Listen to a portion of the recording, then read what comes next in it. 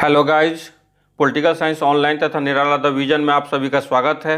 मैं हूं सरोज कुमार सेहता और इस पॉलिटिकल साइंस सीरीज में हम अभी महान फिलोसोफर तथा पॉलिटिकल थिंकर प्लेटो के बारे में अध्ययन कर रहे हैं। पिछली वीडियो में हमने प्लेटो के जीवनी के बारे में देखा था, साथ ही प्लेटो के आत्मा का सिद्धांत तथा प्लेटो के न्याय सिद्धांत एवं प्लेटो के शिक्षा सिद्धांत के बारे में अध्ययन किया था। इस वीडियो में हम उससे आगे अध्ययन करेंगे। इससे पहले मैं आपसे एक निवेदन करता हूं कि कृपया इस वीडियो को लाइक कीजिए और मेरे चैनल को सब्सक्राइब कीजिए। इस वीडियो की शुरुआत हम प्लेटो के साम्यवाद के सिद्धांत से करते हैं। इसमें हम देखते हैं कि प्लेटो का जो मुख्य उद्देश्य है, जो प्लेटो के राजनीतिक सिद्धांत का मुख्य उद्देश्य है, वह है न्याय पर आधारित एक आदर्श राज्य की स्थापना करना। इसके लिए वह शिक्षा का सिद्धांत देता है, दार्शनिक राजा का सिद्धांत देता है तथा साम्यवाद का भी सिद्धांत देता है। इसमें जो प्लेटो का साम्यवाद सिद्धांत है वह केवल संरक्षक वर्ग के लिए दिया गया है। यहाँ संरक्षक वर्ग को मैं थोड़ा सा बता दूं कि आपने आत्मा का सिद्धांत पढ़ा है, उसमें आपने देखा होगा कि आत्मा के 3 तत्व या 3 गुण हैं, विवेक, साहस और क्षुधा। इसमें से जो इसी के अनुसार, इन 3 गुणों के अनुसार ही समाज में 3 वर्ग हैं। एक है दार्शनिक वर्ग, एक है सैनिक वर्ग और एक है उत्पादक वर्ग। इसमें से जो दार्शनिक वर्ग है, जो शासन का काम करते हैं, शासक बनते हैं, वो और सैनिक वर्ग, इन दोनों को संरक्षक वर्ग कहा जाता है और जो उत्पादक वर्ग है उनको उत्पादक वर्ग ही कहा जाता है। तो ये जो साम्यवाद का सिद्धांत है प्लेटो का, वो सिर्फ और सिर्फ इन्हीं 2 संरक्षक वर्गों के लिए है, सैनिक वर्ग के लिए और दार्शनिक शासक वर्ग के लिए। तो हम देखते हैं कि प्लेटो की जो साम्यवादी योजना है, इसके 2 भाग हैं। पहला भाग में है कि संरक्षक वर्ग को व्यक्तिगत संपत्ति से वंचित करना, यानी कि संपत्ति का साम्यवाद जो है वो पहला इसका योजना का पहला भाग है। दूसरा भाग है जो संरक्षक वर्ग है, यानी कि जो सैनिक और दार्शनिक शासक वर्ग हैं, उनको वैवाहिक जीवन से वंचित करना, यानी कि परिवार या स्त्रियों का साम्यवाद। तो इस तरह से इनके साम्यवाद की ये 2 मुख्य भाग हैं। अब हम देखते हैं प्लेटो के संपत्ति का साम्यवाद। तो संपत्ति के साम्यवाद में प्लेटो जो है वो संरक्षक वर्ग को निजी संपत्ति से वंचित करते हैं। उनका मानना है कि निजी वर्ग का न तो अपना घर होगा, न ही अपनी ज़मीन होगी, या न ही उसके पास कोई सोना चांदी होगा। तो फिर वो अपना जीवन यापन कैसे करेंगे? तो इस संबंध में प्लेटो का कहना है कि वे राज्य द्वारा व्यवस्थित सैन्यागार में निवास करेंगे। क्योंकि उनका अपना घर नहीं होगा तो वो रहेंगे कहाँ? तो जो राज्य का सैन्यागार होगा, जहाँ सेना लोग रहते हैं, वहाँ पर ये संरक्षक वर्ग रहेंगे। तो इनका भोजन पानी कैसे होगा? तो इसके लिए प्लेटो कहते हैं कि उत्पादक वर्ग जो है वो इनके खाने पीने की आवश्यक वस्तुएं प्रतिवर्ष देगा, और जो ये आवश्यक वस्तुएं उत्पादक वर्ग इनको प्रतिवर्ष देगा वो इतना देगा कि इनको पूरे साल इससे अपना खाना पीना चल सके तथा अन्य निजी आवश्यकताओं की पूर्ति ये कर सके। उसमें वो इतना ज़्यादा भी नहीं देगा कि बहुत ज़्यादा शेष बच जाए, और कम भी नहीं देगा कि ये इनके पूर्ति में कमी हो जाए। तो इस प्रकार यह उत्पादक वर्ग जो है वो इनकी इन आवश्यकताओं की पूर्ति करता है। और ये जो खाने पीने की वस्तुएं जो इनको दिया जाता है संरक्षक वर्ग को, तो उसका प्रयोग वो अकेले व्यक्तिगत रूप से संरक्षक वर्ग नहीं करेंगे, बल्कि वे इसका प्रयोग सार्वजनिक भोजनालय में सामूहिक रूप से सबके साथ मिलकर करेंगे।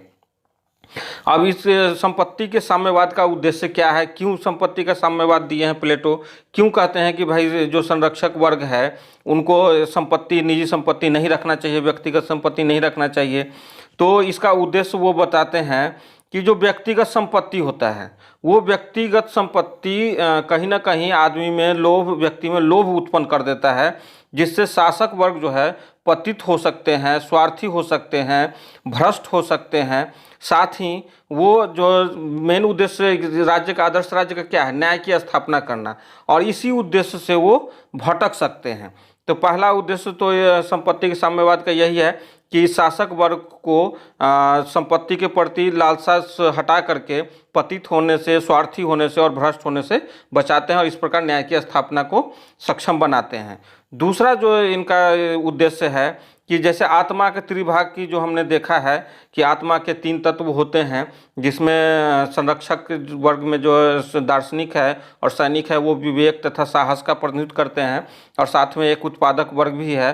तो कहता है कि संरक्षक वर्ग जो है साहस और विवेक का प्रतिनिधित्व करते हैं, अतः उन्हें धन संचय करने की आवश्यकता नहीं है। धन संचय करना किसका काम है? वो उत्पादक वर्ग का काम है, ये संरक्षक वर्ग का काम नहीं है। तो इस उद्देश्य को लेकर के प्लेटो जो है संपत्ति का साम्यवाद देते हैं। अब हम प्लेटो के परिवार या स्त्रियों का साम्यवाद देखते हैं।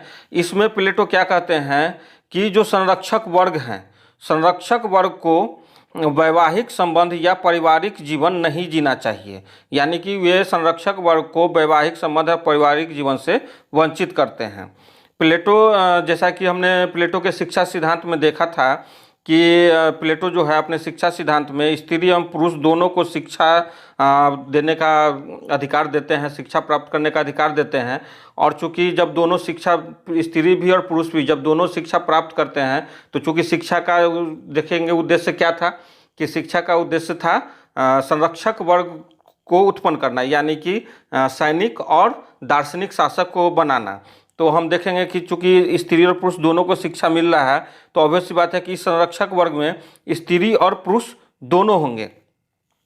तो यहाँ पर ये कहते हैं कि जो संरक्षक वर्ग हैं, उस संरक्षक वर्ग के जो स्त्री और पुरुष है, उनके बीच अस्थायी रूप से विवाह नहीं होगा, वे पति पत्नी के रूप में नहीं रह सकते हैं, अतः उनका कोई अस्थायी परिवार भी नहीं होगा।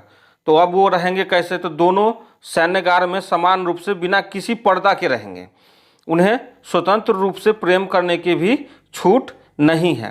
कहने का अर्थ ये है कि जो संरक्षक वर्ग की महिला हैं और पुरुष हैं, दोनों सैन्यगार में रहेंगे, उनके बीच कोई पर्दा नहीं रहेगा, और साथ में उनको ये भी इजाज़त नहीं रहेगी कि वो एक दूसरे से स्वतंत्र रूप से प्रेम कर सकें।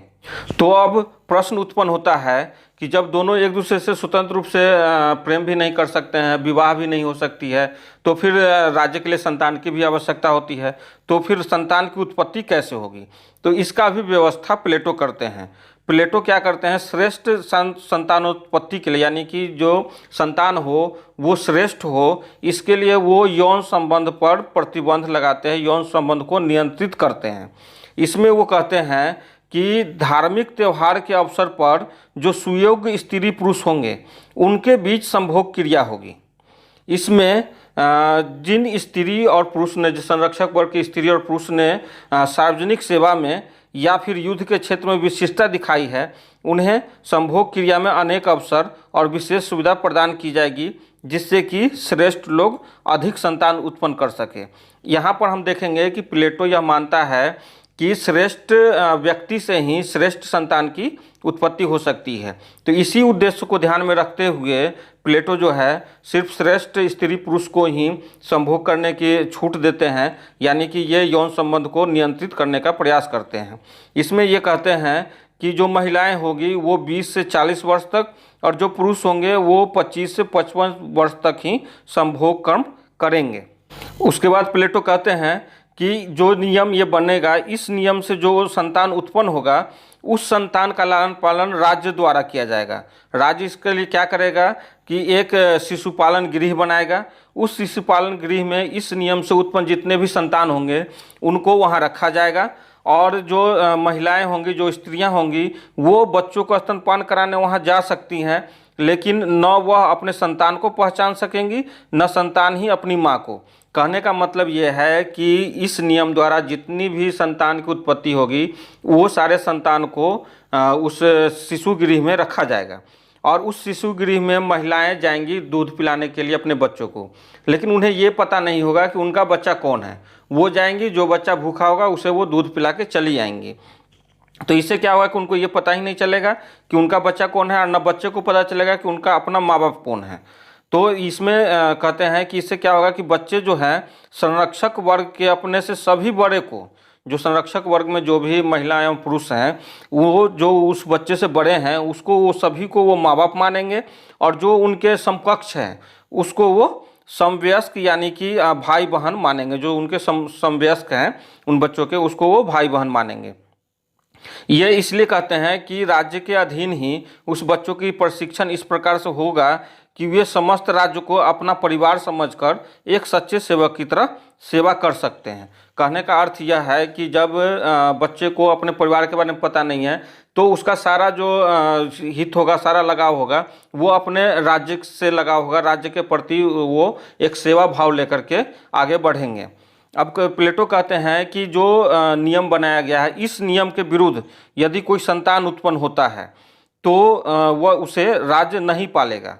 यानी कि यदि जो नियम बनाया गया है कि त्यौहार के अवसर पर श्रेष्ठ स्त्री पुरुष को ही संभोग करने के अवसर दिया जाएगा और उससे जो उत्पन्न संतान होगा उसी को राज्य पालन करेगा, इस नियम के से अलग यदि कोई संतान उत्पन्न होता है तो उसको राज्य पालन नहीं करेगा, या किसी अज्ञात एवं अंधकारमय जगह में गाड़ दिया जाएगा, या फिर गर्भपात द्वारा नष्ट कर दिया जाएगा। देखिए, ये सारा प्रश्न जो है वो पूछता है आपके एग्जाम में, इससे भी और इससे पहले जो हमने बताया उससे भी। तो इस साम्यवाद को आपको एकदम ध्यान से देखना है, ध्यान से समझना है, ताकि कोई भी क्वेश्चन इससे छूट नहीं पाए। अब हम देखते हैं कि परिवार का जो साम्यवाद देते हैं प्लेटो, तो उनका उद्देश्य क्या है, क्यों वो शासक वर्ग को, जो संरक्षक वर्ग हैं, उनको वो परिवार से वंचित करते हैं। तो सबसे पहला उनका कहना है कि परिवार जो है वो स्वार्थ का केंद्र है, यानी परिवार के कारण लोगों में स्वार्थ की भावना उत्पन्न होती है। ये मोह माया और स्नेह का बंधन ये डालता है लोगों पर। साथ ही परिवार में बच्चों की शिक्षा जो है इस तरह से संभव नहीं हो पाती है कि वह राज्य की सेवा की भावना उसमें उत्पन्न हो सके। साथ में यदि परिवार रहेगा तो फिर संरक्षक वर्ग को परिवार के प्रति भी अपनी जिम्मेदारी निभानी पड़ेगी। तो इससे क्या होगा कि राज्य संबंधी जो उनकी जिम्मेदारी है या उनका जो कर्तव्य है उससे वो विमुख हो सकते हैं, उससे वो विरक्त हो सकते हैं। इसके साथ साथ वो यह भी कहते हैं कि परिवार के कारण महिलाओं की प्रतिभा अवरुद्ध होती है, क्योंकि जब परिवार बनता है तो महिलाओं को चार दीवारी के अंदर में समेट दिया जाता है। अब उनका जो काम होता है परिवार में वो सिर्फ और सिर्फ बच्चे पैदा करना और रसोई में खाना बनाना, तो ऐसा प्लेटो कहते हैं। तो इसलिए परिवार के कारण महिलाओं की जो प्रतिभा है वो अवरुद्ध हो जाती है और राज्य जो है अपनी आधी भावी संरक्षकों की सेवा से वंचित रह जाता है।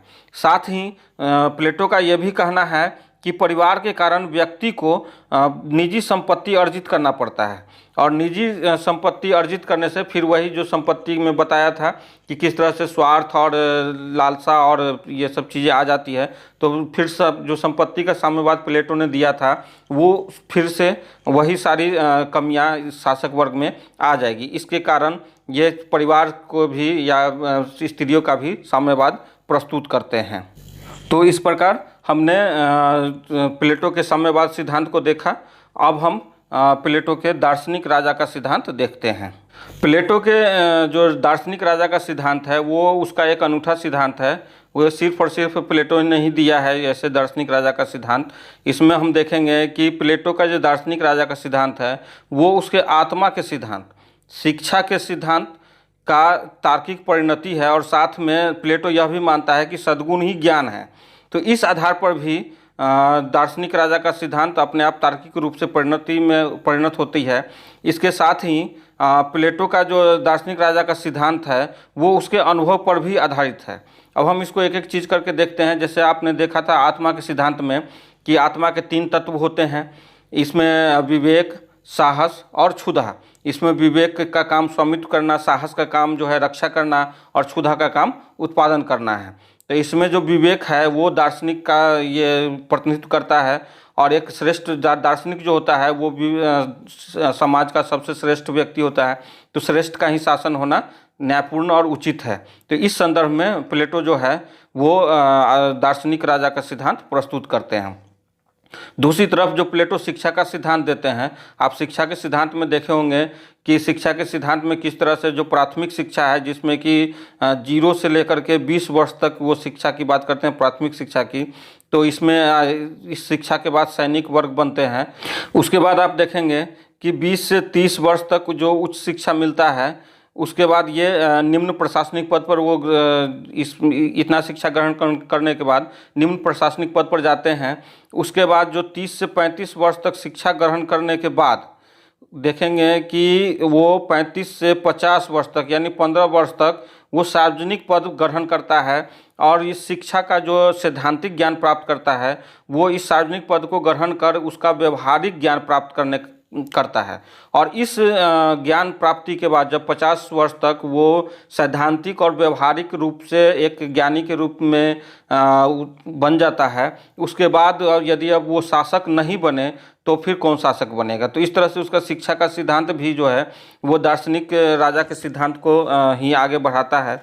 इसके साथ जो तीसरा सिद्धांत है कि सद्गुण ही ज्ञान है, प्लेटो मानता है कि सद्गुण ही ज्ञान है। वो कहता है कि जो सत्य है, सत्य वास्तविक होता है और ये सत्य का ज्ञान जो है सबको नहीं होता है, वो सिर्फ और सिर्फ दार्शनिक या विवेकी व्यक्ति को ही हो सकता है। और जिसे सत्य का ज्ञान हो उसी को शासक बनना चाहिए, जिससे कि वो जन कल्याण में कार्य कर सके। तो इस तरह से वो ये सद्गुण के ज्ञान के आधार पर भी प्लेटो दार्शनिक राजा के सिद्धांत को सिद्ध करता है। तो इस प्रकार हम देखते हैं कि प्लेटो के जो 3 सिद्धांत है उसी के आधार पर दार्शनिक राजा का सिद्धांत भी प्रस्तुत होता है। अब हम प्लेटो के आदर्श राज्य का सिद्धांत देखते हैं, जिसमें आप ये कह सकते हैं कि प्लेटो का ये जो आदर्श राज्य का सिद्धांत है वो उसके राजनीतिक सिद्धांत का सबसे महत्वपूर्ण सिद्धांत है, क्योंकि वह आदर्श राज्य के सिद्धांत की स्थापना के लिए ही वह साम्यवाद का सिद्धांत देता है, शिक्षा का सिद्धांत देता है, आत्मा संबंधी सिद्धांत देता है, दार्शनिक राजा का सिद्धांत देता है। तो उसका उद्देश्य जो है न्याय पर आधारित एक आदर्श राज्य की स्थापना करना है और उसके लिए विभिन्न सिद्धांत देता है, यानी कि उसके दर्शन में आदर्श राज्य का सिद्धांत जो है बहुत ही महत्वपूर्ण है। उसका मानना है कि जो ये आदर्श राज्य है, आदर्श राज्य की उत्पत्ति जो है व्यक्ति के चरित्र से ही होती है। जैसा कि आप उसके आत्मा के सिद्धांत से देखे होंगे कि आत्मा के 3 तत्व हैं, विवेक, साहस और क्षुधा।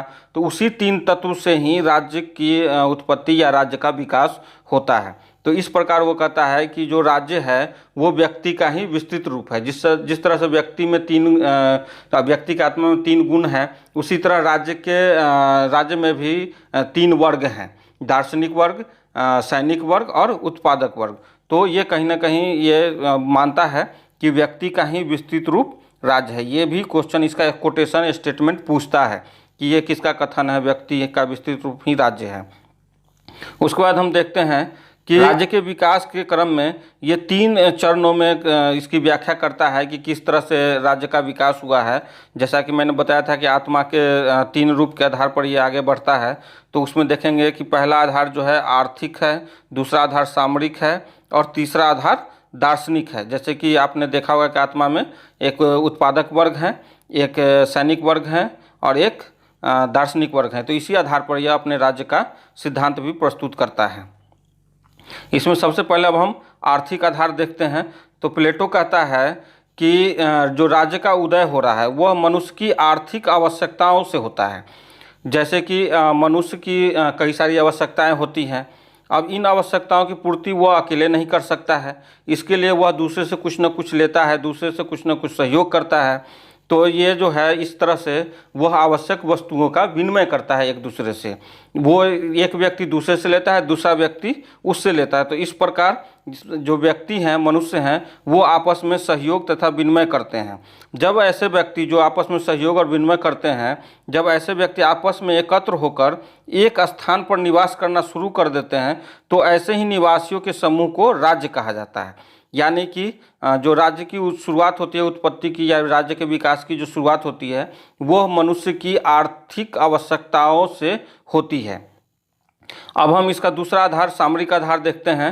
सामरिक आधार में देखिए कि जब राज्य बन जाता है आर्थिक आवश्यकताओं के आधार पर, तब अब जो इस राज्य में निवास करने वाले व्यक्ति हैं उनमें आपसी जो मतभेद, विवाद या झगड़ा होता है, तो उसके कारण तथा दूसरे राज्य से आक्रमण के खतरा भी होता है, उसके कारण इन्हें सुरक्षा की अनुभूति होती है कि हमें सुरक्षा चाहिए। यह आंतरिक अशांति जो है, आंतरिक शांति सुरक्षा और इस बाहरी आक्रमण से राज्य की रक्षा के लिए सैनिक वर्ग का विकास होता है। तो यहाँ पर देखिएगा कि पहले आर्थिक आवश्यकता के कारण राज्य बनता है और उस राज्य बनने के बाद उसमें रक्षा की या सुरक्षा की जो आवश्यकता होती है उससे सैनिक वर्ग का निर्माण होता है।